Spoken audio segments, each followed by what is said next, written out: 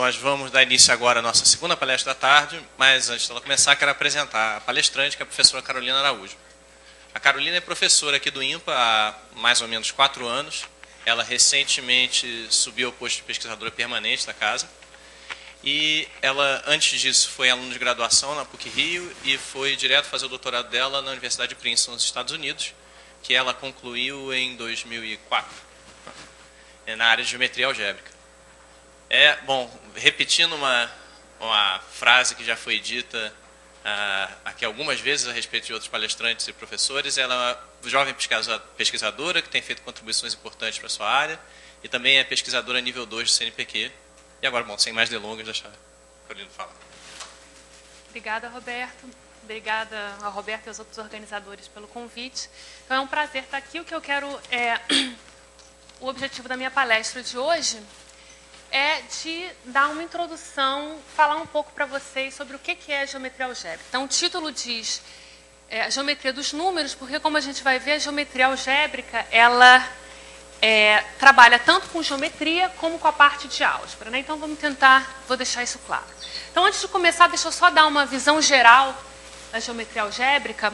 Então, bom, a geometria algébrica vive na confluência da geometria e da álgebra. Então, esse é o ponto que eu vou tentar deixar claro na palestra de hoje. Qual é a origem da geometria algébrica? Então, eu vou falar um pouco mais disso mais para frente, mas, resumindo, ela nasceu com a introdução das coordenadas cartesianas no século XVII. Por ser uma área muito antiga da matemática, ela tem conexões com várias outras áreas, como, por exemplo, geometria diferencial, álgebra, teoria dos números, análise complexa, topologia, equações diferenciais, física teórica, e inclusive matemática aplicada, principalmente em teoria de códigos e criptografia.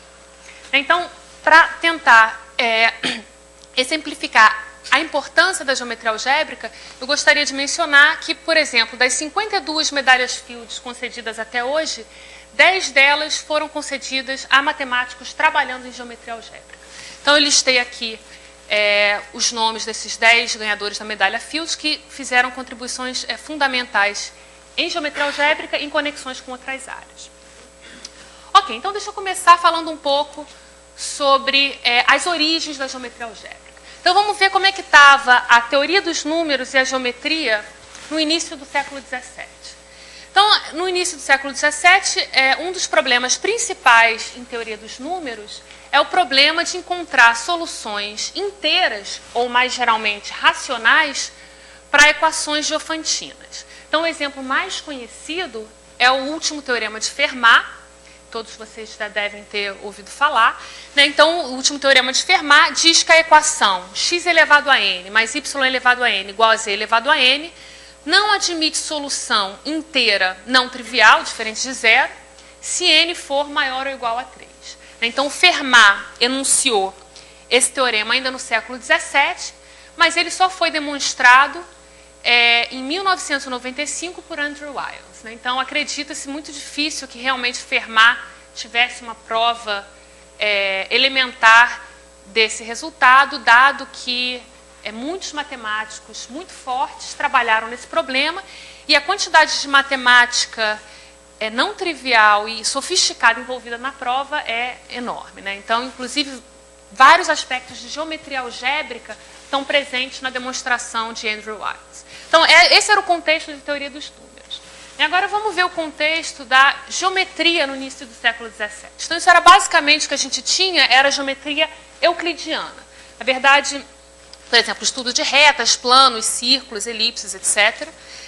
Mas deixa eu deixar bem claro que no início do século XVII, a geometria era bastante descritiva. Então, por exemplo, uma elipse era definida como sendo o conjunto dos pontos no plano, cuja soma de distância a 2 pontos fixos é uma distância fixa. Então, isso aqui é uma descrição desse objeto geométrico. A gente não tem, nesse contexto, uma elipse como sendo dada por uma equação. Então, isso naquela época ainda é inconcebível. Então, a geometria era descritiva, enquanto que equações apareciam mais no contexto de teoria dos números. Então, eram duas áreas de matemática bastante desligadas.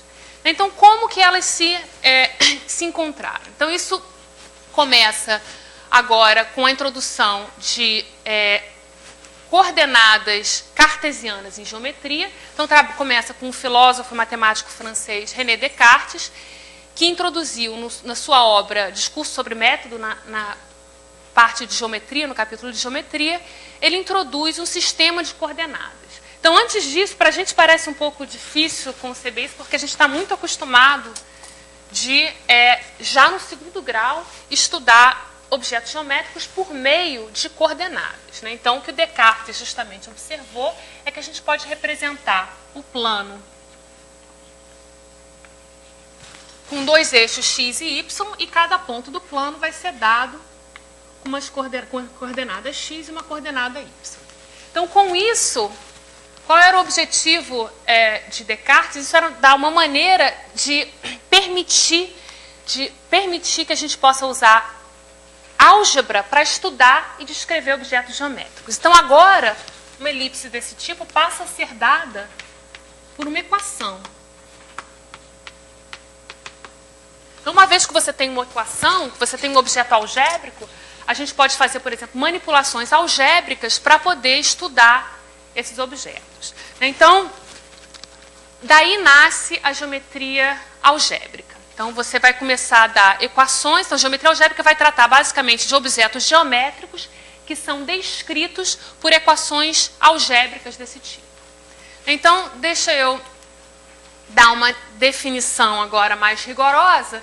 Então, deixa eu definir o que a gente chama de uma variedade algébrica. Então, isso pode ser feito aqui. A gente estava pensando, por exemplo, no R2, mas a gente pode pensar num Rn qualquer, em qualquer número de variáveis, a gente pode fixar um certo número de polinômios, f1 até fk, e uma variedade algébrica, a variedade x, definida como sendo zeros de f1, f2 até fk, é simplesmente o conjunto de pontos no Rn, que são zeros comuns de todos esses polinômios. Então, essa é a definição que eu coloquei aqui. Então, isso daqui é uma variedade algébrica.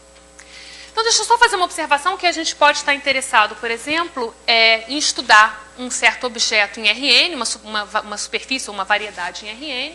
A gente pode estar interessado, por exemplo, em teoria dos números. Então, a gente poderia estar interessado em encontrar soluções inteiras para essa equação polinomial. Mas, muitas vezes, você pode estar interessado, então, em soluções inteiras, soluções racionais, soluções reais. Mas a gente vai ver que, muitas vezes, é muito útil você aumentar o seu espaço de soluções para poder ter uma teoria mais completa. Por exemplo, nesse caso, a gente poderia permitir também soluções complexas. Né? E por que não? E, na verdade, deixa eu só relembrar o teorema fundamental da álgebra, que exemplifica o fato de que, quando você permite soluções complexas, você tem uma teoria uma teoria mais bem comportada. Por exemplo, o teorema fundamental da álgebra nos diz que, se você começa com um polinômio de grau d em uma variável, coeficientes complexos, então f possui exatamente d raízes complexas, contadas com as suas multiplicidades. Então, isso não é verdade se você toma, por exemplo, se você está interessado em polinômios reais e soluções reais. Então, um polinômio com coeficientes, com coeficiente no corpo dos reais, ele pode não ter nenhuma raiz real. Então, se você permite as raízes complexas, você tem sempre d soluções. Então, a gente, em geral, o que vai fazer é trocar o R por C na definição. Então, em geral, a gente vai começar com polinômios em n variáveis com coeficientes complexos, e a gente vai buscar soluções com coordenadas complexas, soluções complexas para essas equações polinomiais. Ok, então essas são as variedades algébricas.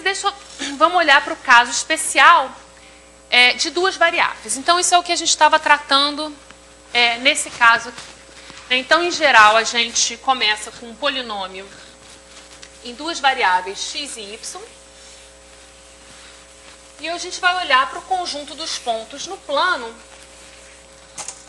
que satisfazem a equação f de AB igual a zero.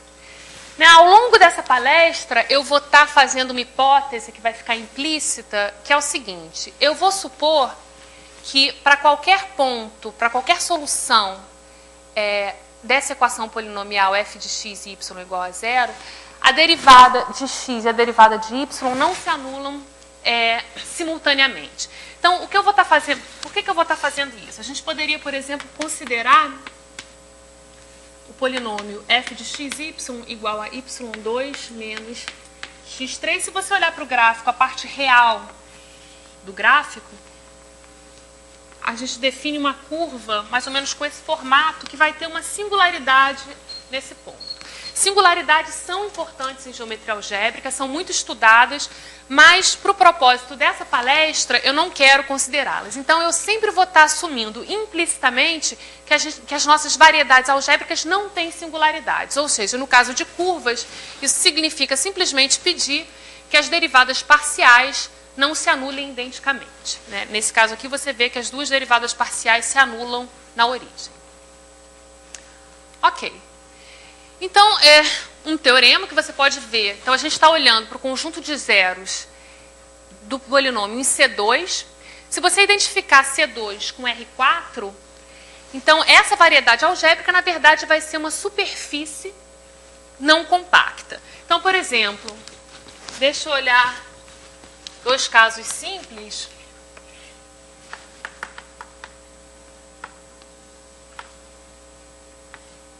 Então, primeiro eu poderia, por exemplo, olhar para a equação de uma reta. Então, f de x, y seria ax mais by mais c. Aqui, para que eu tenha uma reta, eu vou pedir que a e b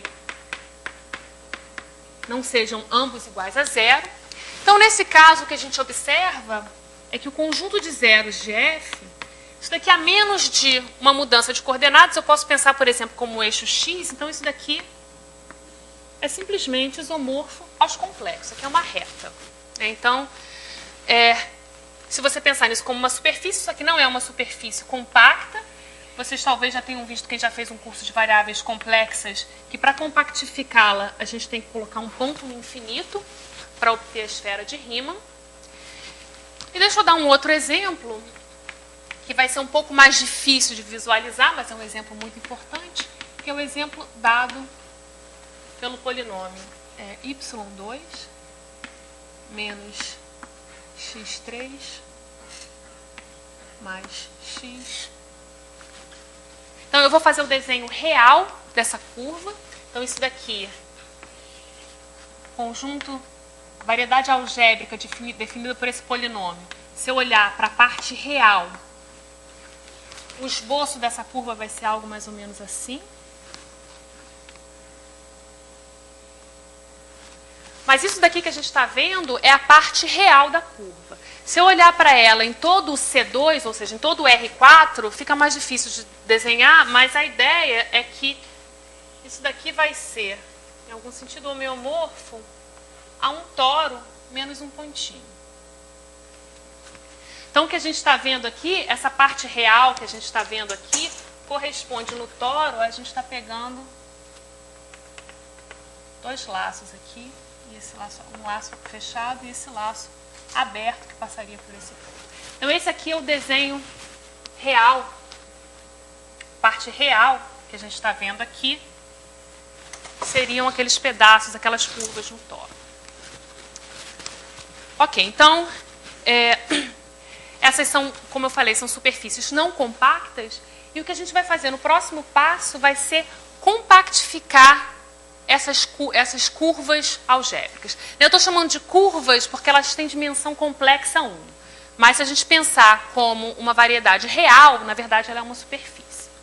Então, antes de fazer a compactificação das superfícies, dessas curvas algébricas, ou dessas superfícies reais, deixa eu tentar motivá-los, né, da importância de ter uma compactificação. Então, vamos começar com um exemplo bem simples. Vamos considerar uma curva C, que é uma parábola.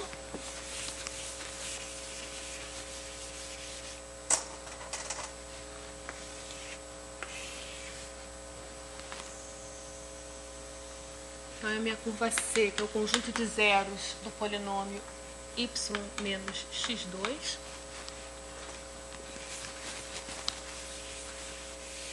E agora eu vou considerar, o que eu vou querer fazer agora é o seguinte, eu vou querer entender quais são os pontos de interseção dessa cônica C com uma reta arbitrária. Então, eu vou tomar uma reta L. Essa reta L vai ser dada, por exemplo, com a equação AY mais BX mais C igual a zero. E eu vou querer calcular agora quais são os pontos de interseção da reta L com a cônica C. Então, como que a gente faz isso? Bom, como eu indiquei ali, o que você faz é, você tem a equação da cônica, você substitui y igual a x2 na equação da reta, e o que você tem que resolver é essa equação quadrática. Agora, essa equação quadrática, lembrando, agora a gente está permitindo soluções complexas. Então, essa equação, quando A for diferente de zero, essa equação tem exatamente duas raízes contadas com multiplicidade. Então, o que a gente vê é que a interseção, depois que você encontra a solução em x, você substitui e encontra a coordenada y. Então, a conclusão é o seguinte, é que a interseção de uma reta L com a cônica consiste exatamente de dois pontos distintos, P1 e P2, a não ser que a gente esteja em dois casos. Bom, o primeiro caso é que a gente tenha uma única raiz com multiplicidade 2 para a equação quadrática. Então, isso aqui acontece quando o discriminante B2 menos 4AC é igual a zero. A gente tem uma solução. E a outra coisa que pode acontecer é o A ser igual a zero. Se o A for igual a zero, na verdade, esse termo aqui some, e o que a gente tem é uma equação linear que só tem uma solução. Então, isso aqui do ponto de vista algébrico. Então, algebricamente, essas são as duas possibilidades para a gente não ter dois pontos distintos de interseção. Então, agora o que a gente vai fazer é interpretar geometricamente o que significam essas condições. Ok, então a primeira condição, na verdade, não é óbvio, mas se você fizer as contas, vocês vão reparar que aquela condição algébrica do discriminante ser igual a zero é equivalente a você ter uma reta tangente à cônica, tangente à parábola. Ou seja, o que você tem aqui, então, essa condição algébrica é equivalente à condição geométrica da reta L ser tangente a C. E, nesse caso, a gente pode pensar que esse ponto de interseção é um ponto de multiplicidade 2. Então, assim como raízes de polinômios podem vir com multiplicidade, pontos de interseção podem vir com multiplicidade, e aqui a gente está vendo uma razão geométrica para essa multiplicidade, essa tangência. Ok, então o primeiro caso a gente já entendeu bem, e agora vamos ver o que acontece no segundo caso. Então, no caso, o que significa A ser igual a zero? Bom, isso significa que a nossa reta é dada por BX igual a C, ou seja, isso daqui vai ser uma reta vertical. E nesse caso a gente parece não ter muita chance, né? Porque aqui só tem um ponto de interseção. Essa interseção é transversal, então não faz sentido a gente contar com multiplicidade maior do que 1. E parece que nesse caso a gente está perdendo um ponto de interseção. Então, para todas as retas, com exceção das retas verticais, a gente tem dois pontos de interseção, possivelmente com multiplicidade. E as retas verticais só tem um ponto. Então, o que está acontecendo aqui? Onde é que está o segundo ponto de interseção? E o que está acontecendo aqui é o seguinte, se você reparar, duas retas, em geral, se encontram, a não ser que sejam paralelas. E nesse caso, a gente diz que elas se encontram no infinito. Então, a mesma coisa está acontecendo aqui. Se você olhar para a direção tangente assintótica à parábola, vocês vão ver que a direção, com as direções tangentes, quando você faz x para infinito, a direção tangente assintótica vai ser uma direção vertical. Então, o que está acontecendo nesse caso aqui é que o segundo ponto de interseção da cônica e da reta está se dando no infinito. Então, o que a gente vê é que no segundo caso, as únicas possibilidades, então, de não ter dois pontos distintos de interseção, um é o ponto ter multiplicidade 2, uma reta tangente, ou uma reta vertical, que tem um segundo ponto de interseção no infinito. Então, a conclusão é o seguinte, que se você permitir, se você incorporar as retas e a cônica, os pontos no infinito, as direções assintóticas, então toda reta intercepta a parábola, a cônica C, em 2 pontos de interseção. Na verdade, isso vale num caso mais geral. Então, se você tem, isso é o que a gente chama de teorema de Bézout, que é um teorema fundamental em curvas algébricas. Se você tem 2 polinômios irredutíveis, polinômio f de grau m, o polinômio g de grau n, então a gente vai querer interceptar essas 2 curvas algébricas. Então, vamos supor que o f e o g não definem a mesma curva. Por exemplo, se o f for um múltiplo do g, eles definem a mesma curva algébrica, a interseção vai ser a própria curva. Então, vamos supor que essas 2 curvas são distintas. Então, o que o teorema de Bézout nos diz é que as 2 curvas se intersectam exatamente m vezes n pontos, o produto dos graus, contados os pontos no infinito e as multiplicidades de interseção. Então, eu não vou definir exatamente o que é ponto no infinito e multiplicidade de interseção, mas deixa eu só observar que a gente pode dar uma definição matematicamente precisa para esses conceitos. Ok, deixa eu só dar um exemplo. Bom, falando disso, então, agora o que a gente vai fazer é incorporar os pontos no infinito a uma curva algébrica. Então, em geral, a gente vai começar com um polinômio irredutível. Esse polinômio vai definir uma curva, como uma dessas curvas que eu desenhei aqui. E a gente vai considerar a compactificação dessa curva, ou seja, eu vou definir o fecho dessa curva algébrica como sendo a curva, a coleção dos zeros comuns do polinômio f, mais os seus pontos no infinito, ou seja, as direções assintóticas. Então, nesse caso aqui, a gente teria que a curva, a compactificação de ZF seria a curva ZF, união um certo ponto no infinito que corresponde à direção vertical. Deixa eu dar um outro exemplo para mostrar que a gente pode ter mais de um ponto no infinito. Então, a gente poderia ter, por exemplo, o seguinte polinômio.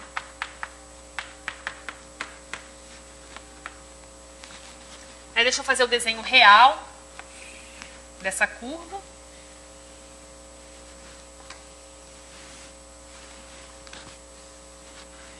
Então, o que a gente tem aqui nesse caso aqui, a gente tem 2 direções assintóticas. A gente tem uma direção vertical e uma direção horizontal. Então, nesse caso, o fecho, a compactificação dessa curva vai ser uma curva, união, 2 pontos. O ponto infinito vertical e infinito horizontal. E repara que o teorema de Bézout vale nesse caso. Qualquer reta vai interceptar. Se você tomar uma reta geral, ela não vai ser nem horizontal nem vertical, ela vai interceptar essa curva, cujo polinômio tem grau 2, em 2 pontos. Se eu tomar uma curva vertical aqui, ela vai interceptar a curva no plano em um ponto e mais um ponto no infinito. E deixa eu só observar que aqui a gente tem 2 retas especiais, que são o eixo x e o eixo y, que não tem interseção com a curva no plano.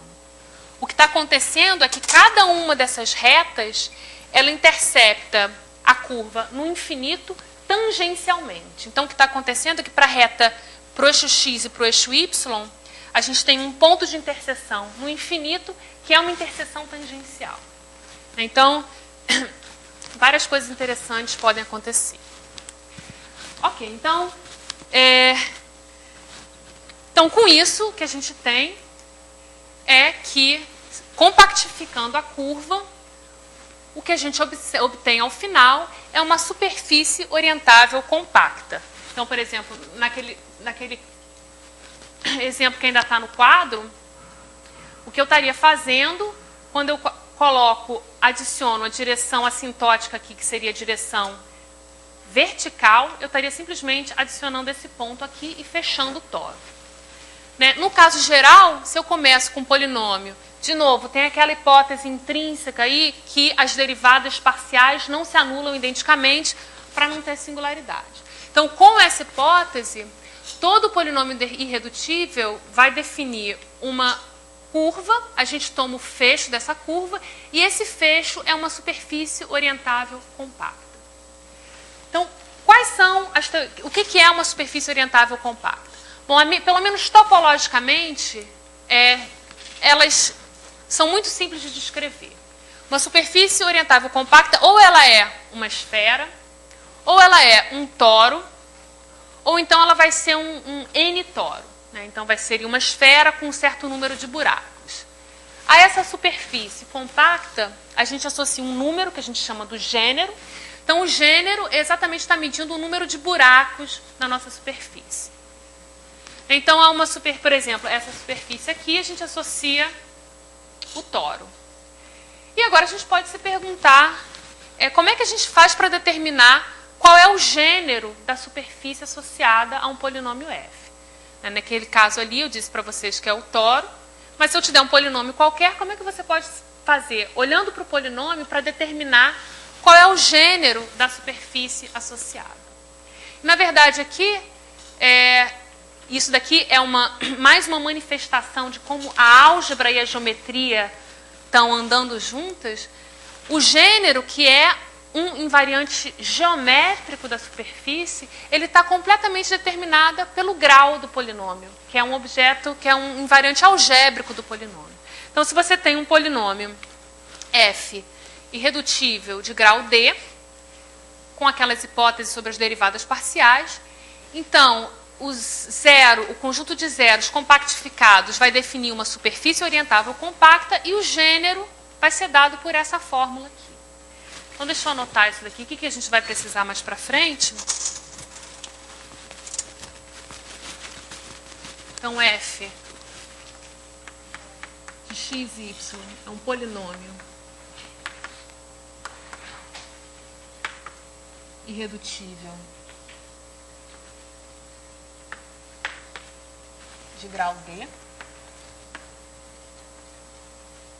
Eu vou chamar de C.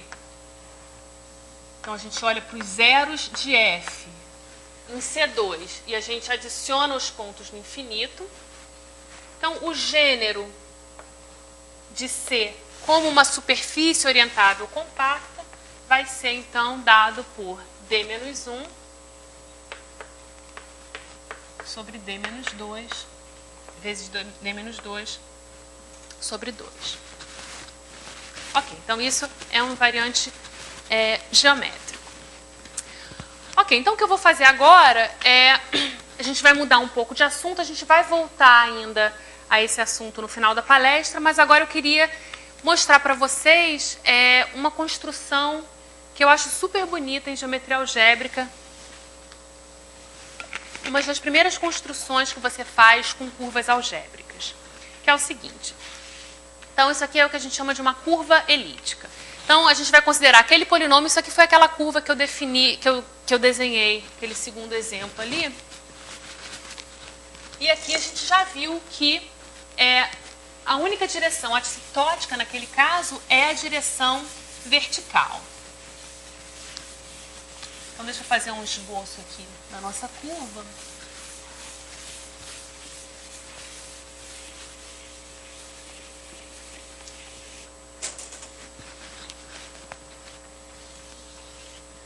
Vou tentar fazer com algum cuidado, que isso aqui vai ser útil. Então, aquela curva C, ela vai ser dada pelo conjunto de zeros do polinômio, que tem um formato mais ou menos assim. E tem o ponto no infinito, que corresponde à direção vertical. Então, essa é a nossa curva. Os pontos no plano, que satisfazem a equação polinomial y2 igual a x2 menos x, e mais o ponto no infinito. E o que eu vou fazer agora é o seguinte, eu vou mostrar para vocês como que a gente vai definir uma estrutura de grupo abeliano nessa curva algébrica. Então, a gente tem uma curva, que é um objeto geométrico, e a gente vai definir uma estrutura de grupo na curva. Então, eu estou dizendo aqui quem é a receita para definir a soma de dois pontos em si. Então, deixa eu fazer um desenho aqui. Se eu começo com dois pontos P e Q, eu vou mostrar para vocês como que a gente faz para definir quem é P mais Q. Então, o primeiro passo é olhar para a reta. Tem uma única reta que liga P e Q. A gente considera essa reta. Agora, vamos aplicar o teorema de Bézout. O que o teorema de Bézout diz para a gente? Que toda reta vai interceptar essa cúbica, essa curva é dada por um polinômio de grau 3, então toda reta vai interceptar a cúbica em exatamente 3 pontos, contados os possíveis interseções no infinito e a multiplicidade. Então, a gente sabe que vai ter exatamente um terceiro ponto de interseção, que eu chamei de R. E agora, para definir P mais Q, a gente reflete o R ao longo do eixo X, e esse daqui vai ser o P mais Q, por definição. Bom, isso aqui eu dei uma receita, não tem porquê vocês acreditarem que isso daqui é um grupo. Então, a gente tem que verificar os axiomas de grupo. Então, o que a gente tem que verificar? Que essa operação é associativa, comutativa.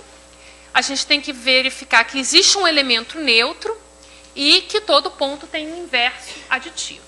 Então, vamos verificar essas condições. Então, por exemplo, a comutatividade é clara, né? Eu tomei a reta que liga P e Q e a reta que liga Q e P é a mesma. Então, aqui não tem nada para a gente verificar. O elemento neutro, eu afirmo que é o ponto no infinito. Então, o que a gente tem que verificar? Que quando a gente toma infinito mais P...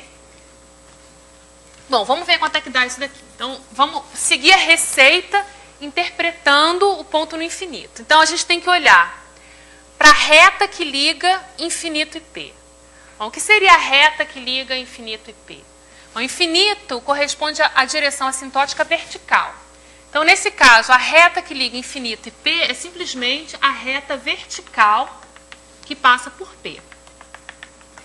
O terceiro ponto de interseção vai ser exatamente a reflexão do P no eixo X. E aí, quando eu tomo o terceiro passo, eu reflito, eu volto para o ponto P. Então, isso aqui, de fato, é igual a P. Então, o infinito, de fato, é o elemento neutro. Ok, agora vamos ver o inverso aditivo, ou simétrico de P.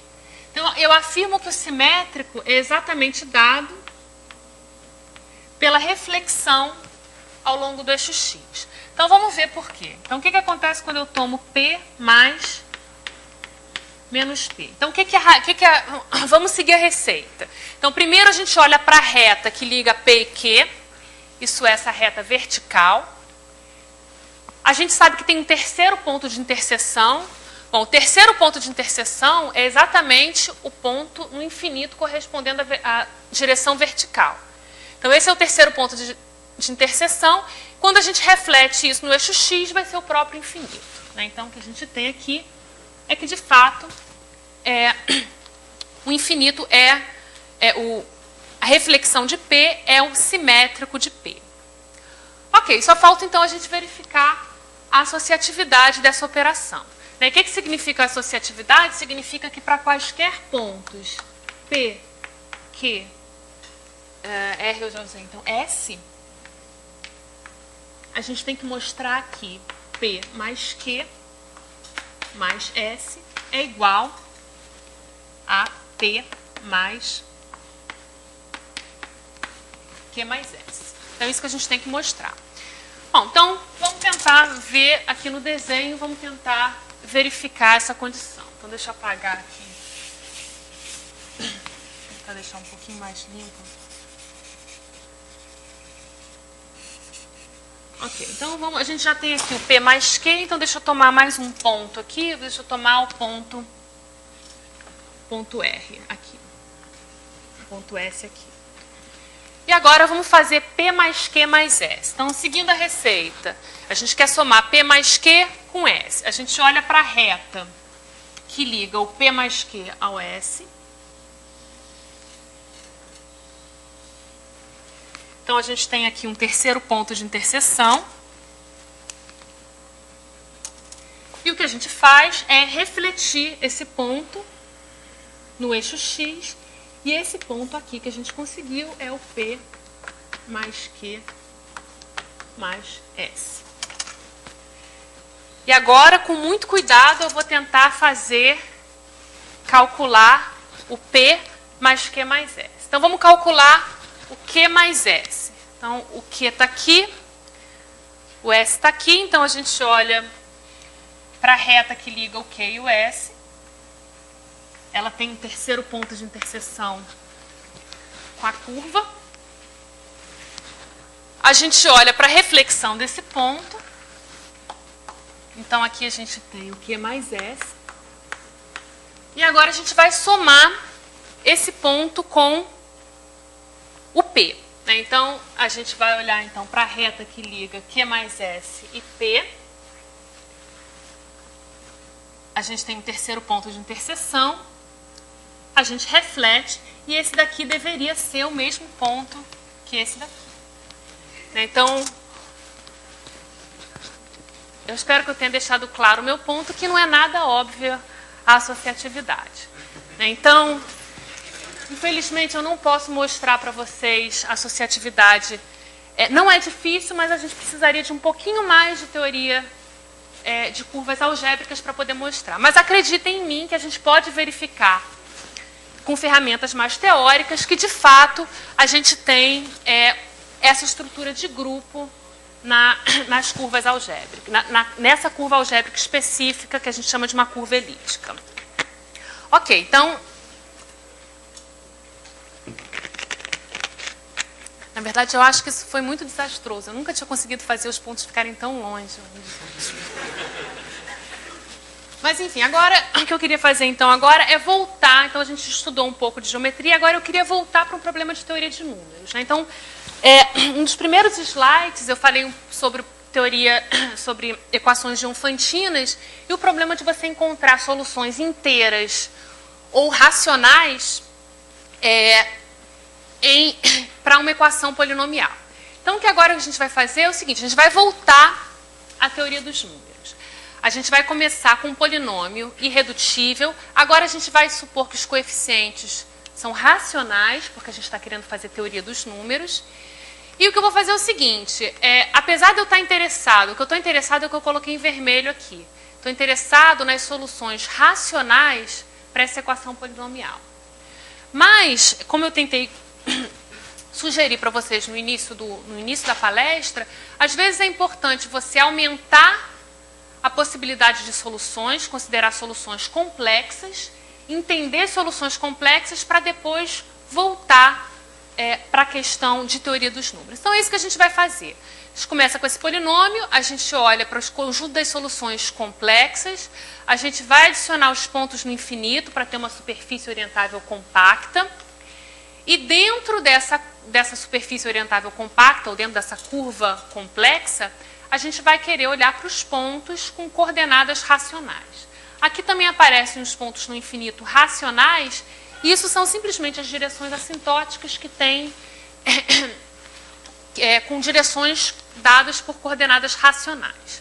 Então, o problema que eu vou estar querendo descrever agora é o seguinte: como é que a gente determina a estrutura desse conjunto de soluções racionais? Então, esse aqui é o objeto que o pessoal de teoria dos números está interessado, a partir das propriedades geométricas de C.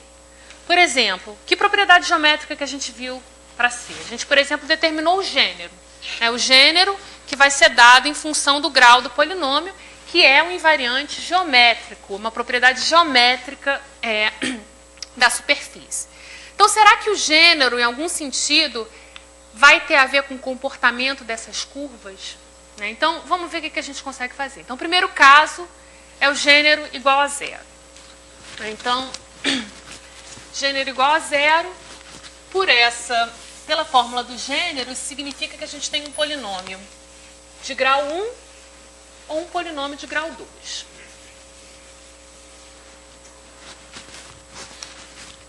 Então, vamos ver o que a gente pode falar sobre o conjunto de soluções racionais. Então, vamos ver o que acontece no caso de grau 1. No caso de grau 1, a gente tem uma situação... Vamos supor que o grau de f é igual a 1. A gente tem uma situação muito simples, né? Então, a gente tem basicamente uma reta. Então, aqui, A e B não são identicamente nulos. E o que a gente viu é o seguinte, a gente pode fazer uma mudança de coordenadas, a menos de uma mudança de coordenadas, o que a gente tem é que o conjunto de zeros de f, isso aqui é uma reta, então o conjunto de zeros de f vai ser dado pelos complexos. E, na verdade, se a gente tomar o fecho, que eu chamei de C, isso aqui vai ser o número complexo, o plano complexo, mais um ponto infinito. Agora vamos olhar, agora é muito simples ver quem são os pontos racionais aqui dentro. Então aqui dentro, os pontos com coordenadas racionais vão ser exatamente dentro dos complexos, os racionais aqui dentro e o ponto no infinito que corresponde a uma direção assintótica racional.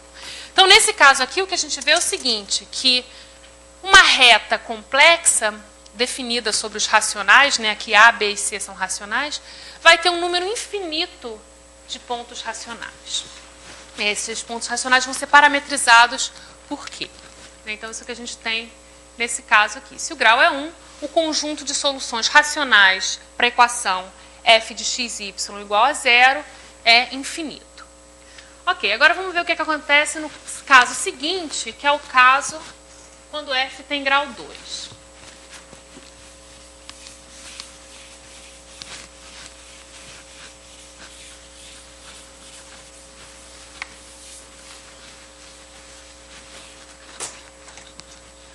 Ok, no caso de dar o grau 2, então f de xy vai ser dado por uma equação do tipo ax2 mais by2 mais cxy mais dx mais ey mais f. Eu vou reescrever essa equação de uma maneira diferente que vai ser mais fácil da gente tratá-la. Eu vou escrever isso da seguinte forma. Vou escrever isso em notação matricial como sendo o seguinte, eu vou escrever isso aqui em termos de uma matriz, então vai aparecer aqui A, B, F, aqui eu vou colocar C sobre 2, B sobre 2 e E sobre 2. Então eu reescrevo essa equação com essa cara vetorial. Então, eu simplesmente multiplico esse vetor, essa matriz por esse vetor coluna e esse vetor linha. Então, essa matriz aqui eu vou chamar de A. É uma matriz simétrica.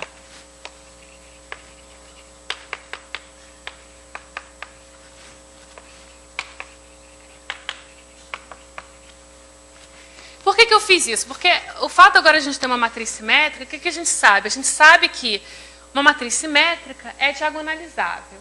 Então, se você refletir um pouco sobre isso, o que isso aqui vai estar dizendo é o seguinte, que a menos de uma mudança de coordenadas, a gente pode reescrever essa cônica, a cônica é simplesmente Z de F, de uma forma mais tratável. Então, a menos de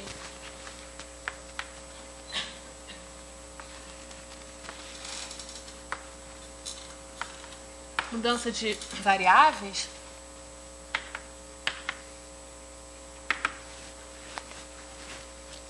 a gente pode supor que A vai ser uma das seguintes matrizes. Então, quando a gente fizer a diagonalização, o que pode aparecer é o seguinte, pode aparecer 1, 1, 1. A gente pode ter 1, 1, menos 1. Ou, na verdade aqui talvez eu queira colocar 1, menos 1, menos 1. Ou 1, 1, menos 1. Então, essas são as três possibilidades a menos de mudanças de variável. né? Então, eu deixo como exercício vocês refletirem e chegarem a essa conclusão a partir da diagonalização da matriz. Então, vamos ver o que está acontecendo nesses três casos aqui. Então, caso 1, caso 2 e caso 3. Então, no caso 1, qual é a equação da cônica associada a essa matriz? O que a gente tem aqui é x² mais y² mais 1 igual a 0. Agora, é claro que essa equação não tem soluções reais e, portanto, não vai ter soluções racionais. Então, nesse caso aqui, o que a gente tem é que CQ é vazio. Bom, nesse caso aqui, a equação da cônica vai ser, esse aqui é o caso 1. No caso 2, o que a gente tem é x2 menos y2 igual a 1. Na verdade, eu posso reescrever isso daqui como sendo x mais y sobre x menos y. De novo, eu fazendo mais uma mudança de variáveis, eu escrevo isso aqui como sendo x' vezes y'. Então, nesse caso, a cônica é uma hipérbole. E, de novo, repara que para qualquer ponto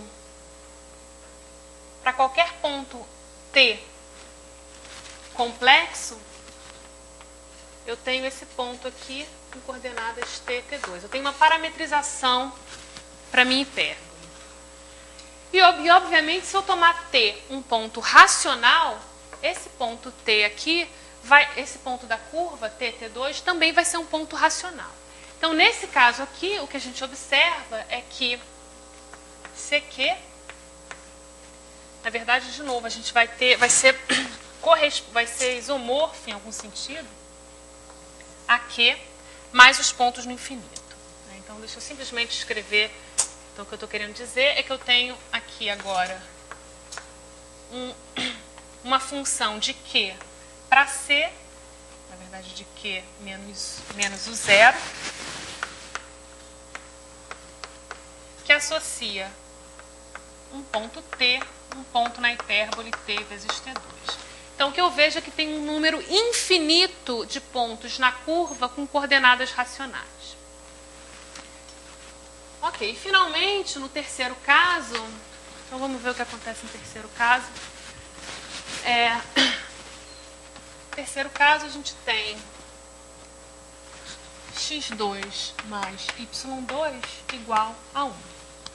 Então, o que a gente tem aqui, deixa eu fazer o desenho real, a gente tem um círculo e a gente está querendo determinar quais são os pontos do círculo com coordenadas racionais. Mas agora, de novo, a gente pode fazer a projeção estereográfica a partir de um ponto. Então, posso tomar, por exemplo, o ponto com coordenadas 0, 1. E a cada ponto do círculo, eu vou associar, eu tomo a reta que liga o 0, 1 a esse ponto, ele vai interceptar essa reta em um ponto, e com isso eu tenho uma bijeção entre os pontos da reta e os pontos do círculo, menos alguns. Na verdade, se eu pensar nisso daqui, eu simplesmente tenho uma parametrização do círculo. Aqui eu vou tomar Q para C, que vai associar um ponto T, então aqui seria um ponto com coordenadas T, 0. Esse ponto aqui, bom, eu fiz a conta.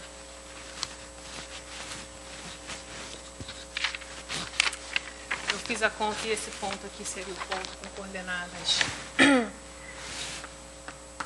T2 menos 1, T2 mais 1, 2T sobre T2 mais 1. Então, o que a gente vê é que a gente tem uma função que associa a cada ponto racional, cada elemento do corpo dos números racionais, um elemento da curva com coordenadas racionais. Repara que esse ponto aqui, se o T é racional, tem coordenadas racionais. Então, de novo, nesse caso aqui, a gente encontrou um número infinito de soluções racionais para a equação polinomial. Então, nesse caso aqui, a gente está com um pequeno problema que o grau não determina exatamente, não determina o comportamento dos pontos racionais. Nesse caso 1 aqui, o que a gente tem é que esse conjunto é vazio, enquanto para os outros casos a gente tem um número infinito de pontos racionais. Então, isso daqui, na verdade, é um fenômeno comum, mas eu gostaria de chamar a atenção de que se a gente fizer uma pequena modificação, a gente tem um comportamento uniforme. Então, o que acontece agora se eu tomar, em vez dos racionais, eu vou tomar agora o que a gente chama uma extensão dos racionais. Isso aqui eu vou chamar, então isso aqui é o conjunto de todos os pontos complexos da forma A mais I, B, com A e B pontos racionais. Então isso daqui é um corpo, vocês podem verificar que é um corpo que contém o corpo dos números racionais e está contido nos complexos. Agora, esse corpo é muito mais próximo dos racionais do que dos complexos. Por exemplo, se você pensar nisso daqui como um espaço vetorial sobre o corpo dos racionais, isso aqui é um espaço vetorial com dimensão 2. Né? A base é 1 e I. Então, isso aqui é que a gente chama de uma extensão finita do corpo dos números racionais, para quem sabe o que é isso. Enquanto que, por exemplo, os racionais são não enumeráveis, então são altamente infinito, né? Um espaço vetorial de dimensão infinita sobre o Q. Então, quando você agora, em vez de pensar em Q, você olha para QI, você repara que nesse caso aqui, você pode multiplicar as coordenadas por I ou menos I, e na verdade, em QI, isso daqui vai ser, por exemplo, na verdade, essas três formas aqui vão ser equivalentes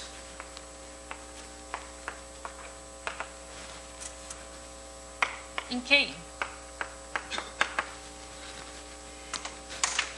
Então, se a gente aumentar o corpo dos racionais um pouquinho, colocando simplesmente permitindo o número I imaginário, essa situação aqui muda completamente. A gente vai ter que, para qualquer... Nesse caso aqui, o que vai acontecer é que o C de QI é sempre infinito. Então, a gente não tem sempre um número infinito de soluções racionais, porém, se você aumentar um pouquinho, estender um pouquinho o seu corpo, a solução passa a ser uniforme no grau. Você sempre tem que o conjunto de pontos na curva com coordenadas nesse corpo QI é infinito. Ok, então isso trata do primeiro caso. Então vamos ver o que a gente pode falar agora para o segundo caso, que era do gênero 1. Então, gênero 1 significa polinômios de grau 3 ou 4. Por exemplo, aquele polinômio que a gente considerou antes, que era o polinômio